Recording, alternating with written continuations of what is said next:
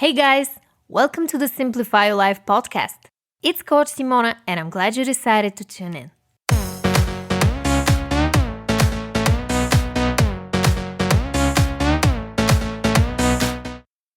What's up everyone?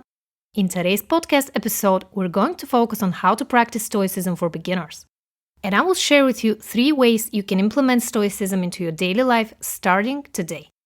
Now let's jump right into it. Alright guys, before we get into the Stoicism practices, let's start with the basics. What is Stoicism and where do you actually start? Stoicism is a school of philosophy that originates from ancient Greece and Rome in the early parts of the 3rd century BC.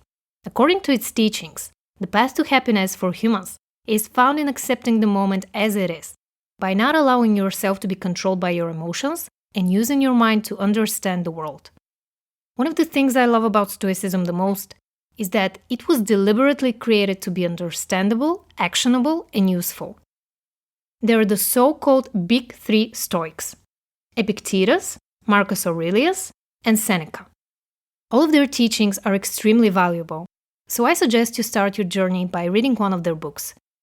In fact, the first book on Stoicism I read was by Marcus Aurelius. It's called Meditations.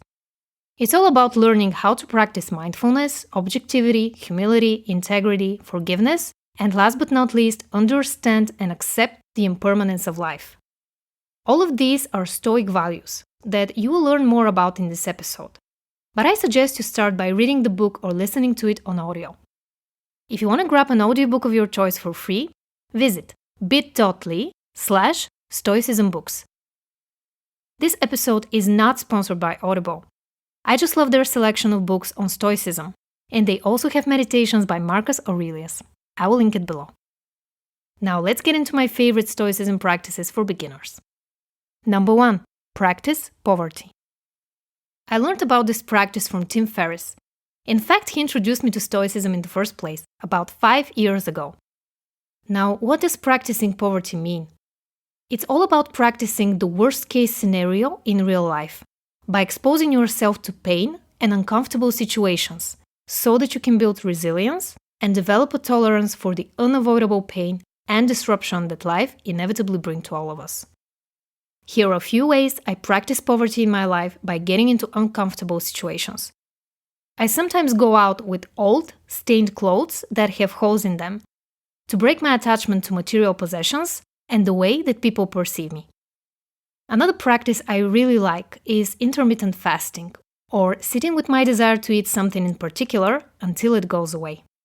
That gives me inner strength and resilience to battle all other desires that come up while I sit with my discomfort and pain. The second way to practice Stoicism is non-reactivity.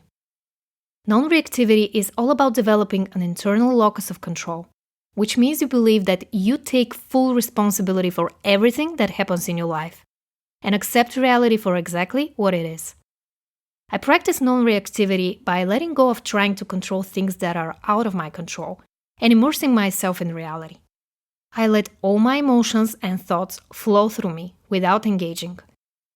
Another way you can practice non-reactivity is by saying to yourself internally, I'm completely independent of the good or bad things that other people think of me. Then, when you engage in a conversation or have some kind of interaction with another human being, you notice your emotions and build self-awareness. You can also ask yourself some questions to get more clarity. What emotion am I feeling right now?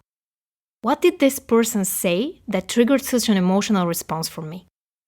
Have I heard this before, and how did I react back then? By asking yourself all of these questions and handling your emotions better, you will practice non-reactivity and build self-awareness. The third way to practice Stoicism for beginners is by using negative visualization. When you meditate on your mortality and think about your own death one day, you will gain a new perspective on life and its impermanence. You will let go of the little things that bother you and become so much more present and alive. Now, if you struggle with death anxiety, before you try out this practice, I advise you to pause this episode and go listen to episode 61. I will link it below. Now, how can you practice negative visualization? All you need to do is find some quiet time alone and imagine what it would be like to be dead. You can also imagine your own funeral.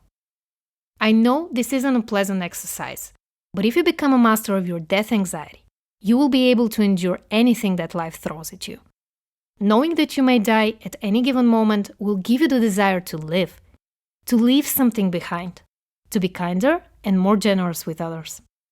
Now, let me know in the comments below, which one of these Stoicism practices resonated with you the most?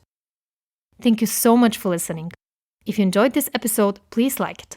And subscribe to my channel if you don't want to miss out on my weekly podcast episodes. I love you guys, and I'll talk to you in the next one. Bye.